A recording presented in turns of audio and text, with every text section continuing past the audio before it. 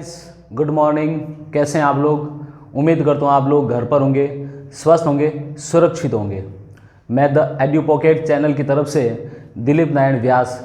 जैसे कि आपने पिछली क्लास में आपने देखा था, कक्षा 10 हिंदी विषय का दूसरा अध्याय लक्ष्मण परशुराम संवाद का दूसरा पद्यांश हमने कंप्लीट किया था।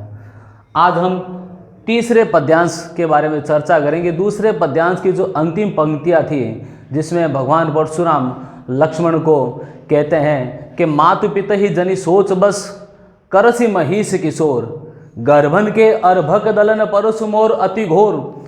इसमें परशुराम जी लक्ष्मण के कठोर वचन सुनकर उन पर क्रोधित होकर कहते हैं कि हे लक्ष्मण, मैं तुम्हारे माता पिता के बारे में सोचकर चिंतित हो रहा हूँ, क्योंकि तुम्हारी मृत्यु के पश्चात तुम्हारे माता पिता व्यर्थ में शोक करेंगे, अन्यथा मेरे फरसे का इतना आतंक है कि शत्रु माता के गर्भ में पल रहा नवजात शिशु भी अपनी स्वेच्छा से प्राण त्याग देता है। यह हमने दूसरे पद्यांश में इसके बारे में वर्णन किया था। तो आज हम तीसरे पद्यांश की ओर चलते हैं। देखिए व्हाइट बोर्ड की तरफ। इसमें तीसरा पद्यांश परशुराम जी कहते हैं कि बिहिस लखन बोले मृदुबानी, अहो मुनीसु महाबटमानी, पुनि पुनि मोही देखाऊ कुठारू, चहत उड़ावनी फूकी पहाड़ू। लक्ष्मण कहते हैं परशुराम जी को, यहां कुमड़ बतिया कौ नाही, जे तर्जनी देखी मर जाही, भृगुसुत समुझी जनेऊ बिलोकी, मैं कुछ कहूँ सहु रिस रोकी। सुर महिषुर हरिजन अरु गाई, हमरे कुल इन पर न सुराई, बधे पापू अपकीर्ति हारे, मारताहु पा परिय तुम्हारे। लक्ष्मण कहते हैं परशुराम जी को, कोटि कुली से सम वचन तुम्हारा, व्यर्थ धरो धनुबान कुठारा, जो बिलो की अनुचित कहु क्षमहु महामुनि धीर, सुनी सरोस भृगवंश मणि, बोले गिरा गंभीर। इस पद्यांश की तरफ चलते इसका भावार्थ देखते हैं। इसके प्रसंग में आप लिख सकते हैं कि प्रस्तुत पद्यांश हमारे पाठ्य पुस्तक कक्षा 10 का दूसरा अध्याय लक्ष्मण परशुराम संवाद से अवतरित। इसके रचयिता राम भक्तिधारा के भक्त शिरोमणि तुलसीदास द्वारा बालकांड से लिया गया है। प्रस्तुत पद्यांश में लक्ष्मण परशुराम जी को संबोधित करते हुए कहते हैं, उन पर व्यंग्य करते हैं। क्या कहते हैं? बिहेसी लखन बोले मृदुबानी। बिहेसी का मतलब होता है सुनकर। बिहेसी लखन बोले मृदुबानी, अहो मुनीसु महाबटमानी। लक्ष्मण कहते हैं परशुराम जी के, हे मुनिवर, बिहेसी लखन बोले मृदुबानी। पंक्ति का भाव यह है कि लक्ष्मण परशुराम जी की बातें सुनकर परशुराम जी को संबोधित करते कहते, हे मुनिवर, बिहेसी लखन बोले मृदुबानी। परशुराम जी की बातें सुनकर के मधुर वाणी में व्यंग्य करते हुए लक्ष्मण परशुराम जी से कहते हैं, क्या कहते हैं? अहो मुनीसु महाबटमानी। अरे मुनिवर, आप तो स्वयं को महाज्ञानी एवं महान योद्धा समझते हैं, और पुनि पुनि मोहि देखाओ कुठारू, और आप इतने परम विद्वान परम योद्धा होने के पश्चात भी आप मुझे बार बार अपना कुलाड़ा दिखा रहे हैं। चहत उड़ावनी फूकी पहाड़ू। चहत का मतलब चाहना, उड़ावनी उड़ाना, फूक की मतलब था फूक से, पहाड़ू का तात्पर्य था पहाड़।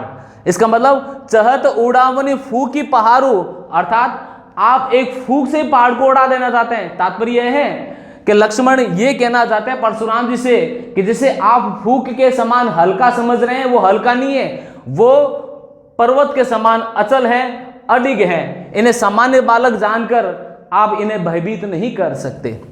अगली पंक्ति में कहते हैं लक्ष्मण परशुराम जी को कहते हैं, यहां कुमड़ बतिया को नाही, जे तर्जनी देखी मर जाही। अर्थात हे मुनिवर, यहां कुमड़ बतिया छुई मोई के पौधे को कहते हैं। हम सब जानते हैं छुई मोई का पौधा अंगुली दिखाने मात्र से, छूने मात्र से सिमट जाता है। यहां लक्ष्मण परशुराम जी को कहते हैं कि हे मुनिवर, यहां कुमड़ बतिया को नाही, अर्थात यहां हम छुई मुई के पौधे के समान नहीं है। जे तर्जनी देखी मरी जाही, जिस प्रकार से छुई मुई का पौधा अंगुली दिखाने मात्र से, छूने मात्र से सिमट जाता है, अर्थात लक्ष्मण परशुराम जी को यह कहना चाहते हैं कि मुनिवर, हम यहाँ छुई मुई के पौधे के समान नहीं, अर्थात हम आपकी धमकियों से डरने वाले नहीं हैं। अगली पंक्ति की तरफ चलते हैं। यहां लक्ष्मण को परशुराम जी को देख करके कुछ भ्रम हो जाता है। जिस प्रकार से राजा जनक के दरबार में परशुराम जी का आगमन होता है, उनके हाथ में धनुष बाण कुलाड़ा एक छत्री की वेशभूषा के समान लक्ष्मण को जैसे लगते हैं, लक्ष्मण परशुराम जी को क्षत्रिय समझ लेते हैं और क्षत्रिय समझ करके उनका अपमान कर देते हैं। किंतु कुछ ही क्षणों में जब लक्ष्मण परशुराम जी के गले में एक जनेऊ देखते हैं, चूंकि जनेऊ संस्कार ब्राह्मणों के एक पवित्र संस्कार माने कि सभी का होता है, ब्राह्मणों में इसको और अधिक महत्व दिया गया है। जैसे परशुराम जी के गले में उन्होंने जनेऊ देखी तो अपनी दिव्य दृष्टि से उन्हें आभास हुआ कि महान तपस्वी भृगु ऋषि की संतान है, और लक्ष्मण को अपनी गलती पर पश्चाताप होता है कि मैंने अज्ञानतावश, भूलवश, लड़कपन में, बचपन में मैंने एक महान तपस्वी, महान ब्राह्मण का अपमान कर दिया। इन पंक्तियों उल्लेख अगली पंक्ति में हम देखते हैं। क्या कहते हैं? देखी कुठारू सरासन बाना, सर प्लस आसन, धनुष और बाण। देखी कुठारू सरासन बाना, मैं कछु कहा सहित अभिमाना। लक्ष्मण परशुराम जी को कहते हैं कि मुनिवर, मैंने आपके हाथ में कुलाड़ा, धनुष और बाण देखकर मैं कछु कहा सहित अभिमान, अर्थात मैंने आपके हाथ में धनुष, बाण और कुलाड़ा देकर मैंने आपको क्षत्रिय समझ लिया। मैं कछु कहा सहित अभिमाना, इसलिए मैंने अभिमान पूर्वक आपका अपमान कर दिया था। अगली पंक्ति में कहते हैं भृगुसुत समुझी जनेऊ बिलोकी, क्योंकि भगवान परशुराम महान तपस्वी ब्राह्मण भृगु ऋषि की संतान थी। भृगुसुत समुझी जनेऊ बिलोकी, बिलोकी मतलब देखना। लक्ष्मण कहते हैं परशुराम जी के मुनिवर, जब मैंने आपके गले में जनेऊ देखी तो मैंने आपको महान तपस्वी, महान ब्राह्मण देवता भृगु ऋषि के संतान मान लिया था। जो कछु कहू सहु ऋष रोकी। अब आपको अपने वर्ण आश्रम में एक विशेषता थी कि सदैव क्षत्रियों ने ब्राह्मणों का सम्मान किया है। ब्राह्मण, गाय, ईश्वर के भक्त, ये सब वध योग्य नहीं माने गए। इनकी सदैव सर्वदा रक्षा करने का विधान रचा गया है। यह क्षत्रियों का दायित्व है कि ब्राह्मणों की, गायों की, स्त्रियों की, अपने साम्राज्य की सदैव सुरक्षा करें। तो यहां पर लक्ष्मण कहते हैं परशुराम, जो कछु कहु सहु ऋष रोकी। इसलिए जब मुझे ऐसा आभास हुआ कि मैंने आपके गले में जनेऊ देखी, तो आपने जो कुछ भी मुझे अनुचित वचन कहे, मैंने अपने क्रोध को शांत करके आपके अनुचित शब्दों को भी सुन लिया था। अगली पंक्ति तरफ चलते हैं, क्योंकि लक्ष्मण अपने वंश की विशेषता बताते कहते हैं सुर महिषुर हरिजन अरुगाई, हमरे कुल इन पर न सुरई। अर्थात सुर मतलब देवता, महिषुर ब्राह्मण, हरिजन ईश्वर के भक्त, अरु मतलब और गाय। अर्थात सुर महिषुर हरिजन अरुगाई, अर्थात देवताओं पर, ब्राह्मणों पर, ईश्वर के भक्तों पर और गायों पर हमरे कुल इन पर न सुरई। सुरई मतलब वीरता। हमारे वंश में इन पर वीरता दिखाने का कोई रिवाज नहीं है। बधे पाप अब कीर्ति हारे। अब लक्ष्मण परशुराम जी को संबोधित करते हुए कहते हैं कि बधे पापू, अर्थात यहां तक आप देखिए, फोकस करें, बधे पापू। लक्ष्मण परशुराम जी को कहते हैं कि मुनिवर, यदि मेरे हाथों से आपका वध हो गया तो मुझे ब्रह्म हत्या का पाप लगेगा। बधे पापू, यदि मेरे हाथों से आपका वध हो जाता है तो मुझे ब्रह्म हत्या का पाप लगेगा। अपकीर्ति हारे, अपकीर्ति मतलब अपयश, अपकीर्ति हारे। और युद्ध के मैदान में यदि मैं आपसे पराजित हो जाता हूं तो रघुकुल रीति में जो पराजय कभी स्वीकार नहीं की, तो अपकीर्ति हारे अर्थात हारने की अपकीर्ति होगी। मारताहु पा परिये तुम्हारे, मारताहु पा माने पांव में, परिय माने गिरना, तुम्हारे माने आप के, अर्थात मृत्यु के अंतिम समय में भी मुझे आपके चरणों में गिरना ही पड़ेगा, अर्थात मेरी पराजय निश्चित है। दोबारा देखते इस पंक्ति को। लक्ष्मण कहते हैं परशुराम जी को, बधे पाप हे मुनिवर, यदि मेरे हाथों से आपका वध हो जाता है तो मुझे ब्रह्म हत्या का पाप लगेगा। अपकीर्ति हारे, और युद्ध के मैदान में यदि मैं आपसे पराजित हो जाता हूं तो मेरा क्षत्रिय होने के नाते अपयश होगा। मारताहु पापरिय तुम्हारे हे मुनिवर, ये कथन सर्वदा सत्य है। कि मृत्यु के अंतिम चरणों में मृत्यु के अंतिम समय में मुझे आपके चरणों में गिरना ही पड़ेगा, अर्थात मेरी पराजय सुनिश्चित है। कोटि कुलिस सम वचन तुम्हारा, व्यर्थ दरहु धनु बाण कुठारा। कोटि मतलब करोड़ों, कुलिस ये इंद्र का आयुध है जिसे वज्र कहते हैं। कोटि कुलिस सम वचन तुम्हारा। अब इस पंक्ति में लक्ष्मण परशुराम जी पर व्यंग्य भरे बाण छोड़ते हुए कहते हैं कोटि कुलिस सम वचन तुम्हारा, कि मुनिवर आपके वचन करोड़ों वज्रों से भी ज्यादा कठोर हैं। व्यर्थ धरु धनु बाण कुठारा, आपने व्यर्थ में ही धनुष बाण और कोलाड़ा धारण करके रखा है, अर्थात आप अपनी वाणी से ही लोगों के हृदय को आहत कर देते हैं, फिर आपने व्यर्थ में क्यों धनुष बाण कोलाड़ा धारण करके रखा हुआ है। इस प्रकार की से लक्ष्मण द्वारा परशुराम जी का जब अनादर होते हैं, कहते हैं कि छोटे मुंह बड़ी बात करना, तो यहां परशुराम जी लक्ष्मण पर क्रोधित हो जाते हैं। लक्ष्मण परशुराम जी को कहते हैं जो बिलो की अनुचित कहू क्षमहु महामुनि धीर, सुनी सरोस भृगुवंश मणि बोले गिरा गंभीर। यहां अगले दोहे में लक्ष्मण यहां पर भी परशुराम जी पर व्यंग्य भरे बाण कस करके छोड़ रहे हैं, और लक्ष्मण परशुराम जी को संबोधित करते हुए कहते हैं कि मुनिवर जो बिलो की अनुचित कहू, अर्थात मैंने आपकी बातें सुनकर यदि आपको अपशब्द कह दिए हैं, आपका अनादर कर दिया है, क्षमहु महामुनि धीर, हे मुनिवर आप धैर्य धारण करके मुझे क्षमा कर दीजिए।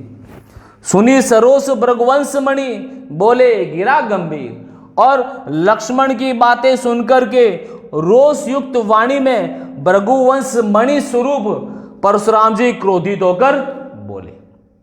यह पद्यांश क्या है, 2 मिनट में एक बार इसको दोबारा रिवीजन करते हैं। देखिए इधर, बीस लखन बोले मृदुवानी अहो मुनीसु महाबटमानी। प्रस्तुत पद्यांश में लक्ष्मण परशुराम जी पर व्यंग्य करते हुए कहते हैं 20 लखन बोले मृदुबानी। परशुराम जी की बातें सुनकर लक्ष्मण मधुर वाणी में कहते हैं अहो मुनीसु महाबटमानी, अरे मुनिवर आप स्वयं को महाज्ञानी महान योद्धा समझते हैं, पुनी पुनी मोही दिखाओ कुठारू, और आप तो मुझे बार बार अपना कुलाड़ा दिखा रहे हैं। हाँ, पुनरुक्ति प्रकाश अलंकार है, अलंकारों की चर्चा करेंगे हम। चहत उड़ावन फूकी पहाड़ू, ऐसा लगता है आप एक फूक से ही पहाड़ को उड़ा देना चाहते हैं। अगली पंक्ति में लक्ष्मण परशुराम जी को संबोधित करते कहते हैं यहाँ कुमड़ बतिया को नाही जेर तर्जनी देखी मरी जाही। हे मुनिवर हम भी यहाँ पर कोई छुई मुई के पौधे के समान नहीं है। जिस प्रकार से छुई मुई का पौधा एक तर्जनी अंगुली दिखाने मात्र से सिमट जाता है, अर्थात हम आपसे डरने वाले अथवा भयभीत होने वाले बिल्कुल नहीं है। देखी कुठारू सरासन बाना मैं कछु कहा सहित अभिमाना। हे मुनिवर आपके हाथों में कुलाड़ा धनुष बाण देकर मैंने आपको क्षत्रिय समझ लिया, इसलिए मैं कछु कहा सहित अभिमाना, तो मैंने आपका अभिमान पूर्वक आपका अपमान कर दिया था। अगली पंक्ति में कहते हैं भृगुसुत समुझी जनेऊ बिलो की। लक्ष्मण परशुराम जी को संबोधित करते हुए कहते हैं मुनिवर जब मैंने आपके गले में जनेऊ देखी तो मैंने आपको महान तपस्वी भृगु ऋषि का पुत्र मान लिया था। जो कछु कहू सहू ऋषि रोकी, और भृगु ऋषि का पुत्र होने के नाते और एक ब्राह्मण होने के नाते आपने जो कुछ भी अनुचित शब्द हमें कहे, मैंने अपने क्रोध को शांत करके मैंने आपको शब्दों को सुन लिया। क्यों? लक्ष्मण कहते हैं सुर महिषुर हरिजन अरुगाई हमरे कुल इन पर न सुराई। क्योंकि हे ब्राह्मण देवता देवताओं पर, ब्राह्मणों पर, ईश्वर के भक्तों पर और गाय पर हमरे कुल इन पर न सुरे, क्योंकि हमारे वंश में इन पर वीरता दिखाने का रिवाज नहीं है। किंतु अगली पंक्ति में लक्ष्मण परशुराम जी को कहते हैं बधे बापू, हे मुनिवर यदि मेरे हाथों से आपका वध हो जाता है तो मुझे पाप लगेगा, ब्रह्म हत्या का दोष लगेगा, अपकीर्ति हारे। किंतु युद्ध के मैदान में यदि मैं आपसे पराजित हो जाता हूं तो मेरा अपयश होगा, मारता हूं पाप परिय तुम्हारे। किंतु ये बात सत्य है मुनिवर कि मृत्यु के अंतिम समय में मुझे आपके चरणों में गिरना ही पड़ेगा, चाहे आपके हाथों से मेरा वध हो जाए, तो मुझे क्षत्रिय होने के नाते अपयश होगा। यदि मैं हे ब्राह्मण देवता आपका वध कर देता हूं तो मुझे ब्रह्म हत्या का पाप लगेगा। इसलिए लक्ष्मण कहते हैं मारता हूं पाप परे तुम्हारे, कि मृत्यु के अंतिम चरणों में मुझे आपके चरणों में गिरना ही पड़ेगा। कोटि कुली से सम वचन तुम्हारा, व्यर्थ धरो धनुबान कुठारा।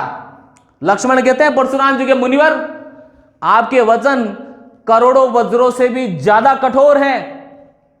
व्यर्थ धरो धनुबान कुठारा, व्यंग्य करते हुए कहते हैं व्यर्थ धरहु धनुबान कुठारा है मुनिवर, आपने व्यर्थ में धनुष बाण और कुलाड़ा धारण करके रखा, अर्थात आप अपनी कर्कश वाणी से ही लोगों के हृदय को आहत कर देते हैं। जो बिलो की, अगले दोहेन देखते हैं, जो बिलो की अनुचित कहु क्षमहु महामुनि धीर, सुनी सरोस भृगवंश मणि बोले गिरा गंभीर। इस दोहे में लक्ष्मण पुनः परशुराम पर व्यंग्य करते कहते हैं, हे मुनिवर जो बिलो की अनुचित कहू, हे मुनिवर यदि मैंने आपकी बातें सुनकर के यदि आपको अनुचित शब्द कह दिए हैं, क्षमहु महामुनि धीर, हे महामुनि आप धैर्य धारण करके मुझे क्षमा कर दीजिए। सुनी सरोस भृगवंश मणि बोले गिरा गंभीर, और लक्ष्मण की बातें सुनकर के रोष युक्त वाणी में भृगुवंश मणि स्वरूप परशुराम जी क्रोधित होकर बोले। दोस्तों आज हमने कक्षा 10 हिंदी विषय का दूसरे अध्याय का तीसरा पद हमने आज किया है। उम्मीद करता हूं आपको यह पद भली भांति प्रकार से समझ में आया होगा, और मैं चाहता हूं आप इस चैनल को सब्सक्राइब करें, शेयर करें, ज़्यादा से ज़्यादा लोगों तक इसे पहुंचाएं, क्योंकि आपका सब्सक्राइब और आपके शेयर हमें प्रेरणा देंगे, हम भली भांति प्रकार से और अच्छी प्रकार से अच्छे अच्छा वीडियो आपके सामने ला सकें।